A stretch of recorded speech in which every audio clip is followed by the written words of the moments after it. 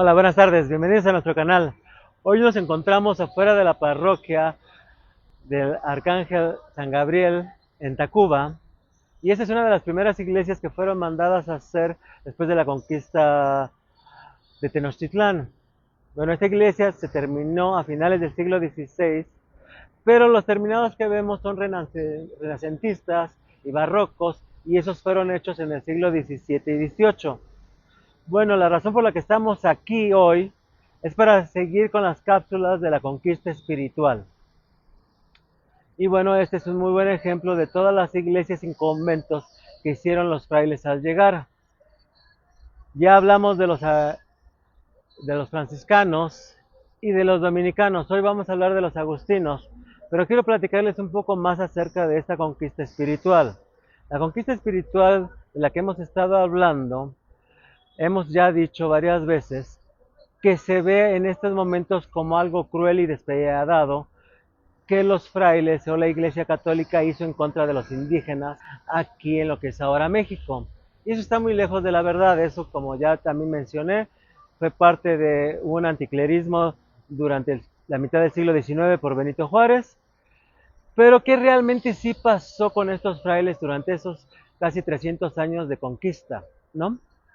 Una de las cosas de las que quiero hablar hoy, que introdujeron los frailes, no solo los franciscanos, los dominicos y los agustinos, también los mercedarios y otros, fueron la cultura que tenemos hoy, la cultura mexicana de la cual sabemos. Por ejemplo, una de las cosas más enfocadas que tenemos hasta este momento de esta conquista espiritual son las fiestas padronales de todas las iglesias. Por ejemplo, en Puebla siempre se presume de que en la ciudad de Puebla hay 365 iglesias, hay cerca de 300, las 365 son en los pueblos aledaños, pero en la Ciudad de México hay casi 1000 iglesias dentro de lo que es ahora la Ciudad de México, y cada iglesia tiene su fiesta patronal.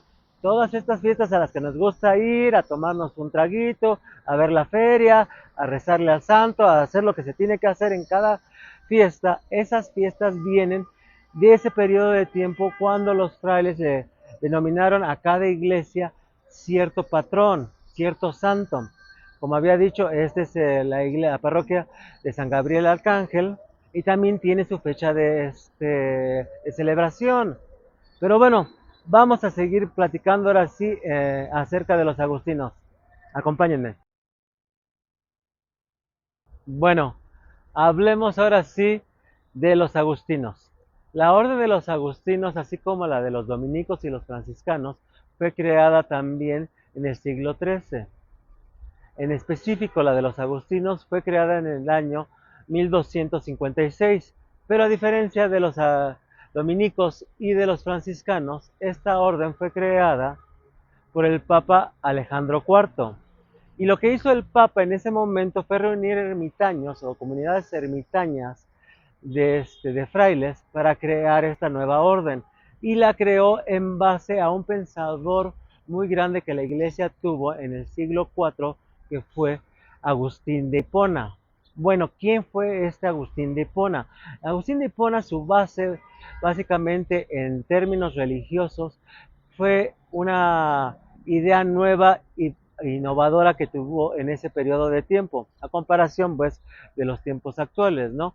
Él decía que la fe y la razón tenían que estar juntas. Otra de las cosas que él pensaba era acerca de que la verdad venía de dentro de uno mismo, o sea, uno sabía qué estaba bien y qué estaba mal, no necesitaba tal vez de una iglesia o de una persona que se los dijera.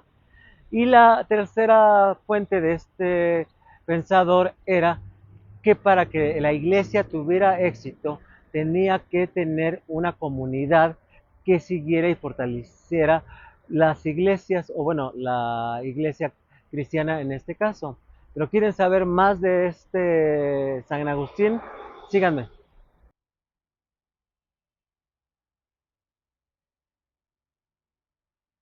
Bueno, San Agustín, como dije, él vivió en el siglo IV, pero su orden tuvo más éxito ya siglos después cuando la hizo el Papa Alejandro IV. Bueno, ¿qué fue de esta orden en Europa? En Europa, al igual que los dominicos y los franciscanos, la orden siguió siendo parte de escuelas, universidades como Salamanca o Bolonia, y sirvió para evangelizar y predicar la palabra de Dios en toda Europa.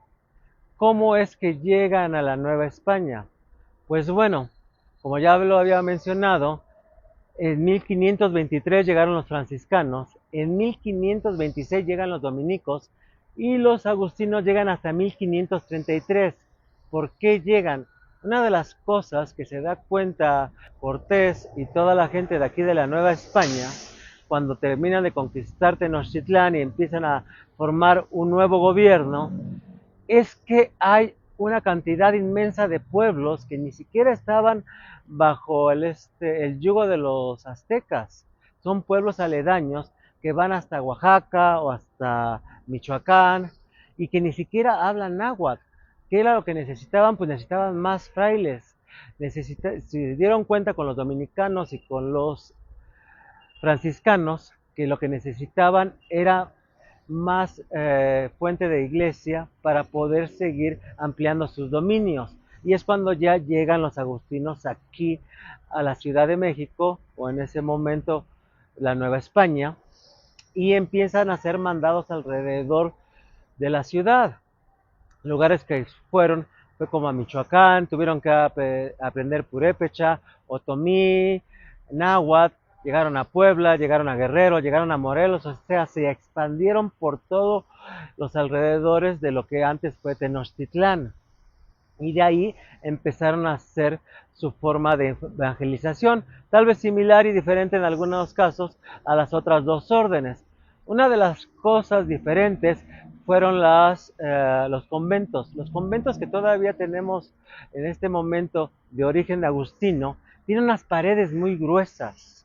Eran unas paredes más que nada que parecían como fortalezas. Y pues eso nos puede dar dos cosas. Era el estilo de arquitectura que tenían ellos, o simplemente también era un miedo a la cantidad de indígenas que estaban afuera, ¿no? Y eso sentiría un poco más protegido a los frailes.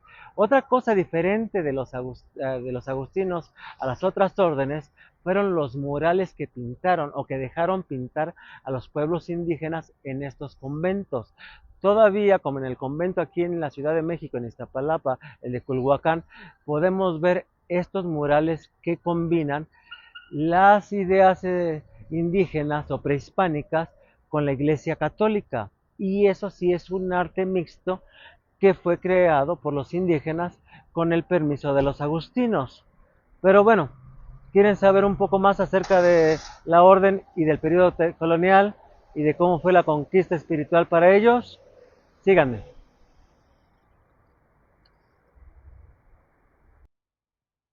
Bueno, como mencionaba, los agustinos fueron una orden muy importante aquí en la Nueva España, y uno de los más importantes fue sin lugar a duda Alonso de la Veracruz, quien fundó el colegio de Tripetío e introdujo la filosofía en América.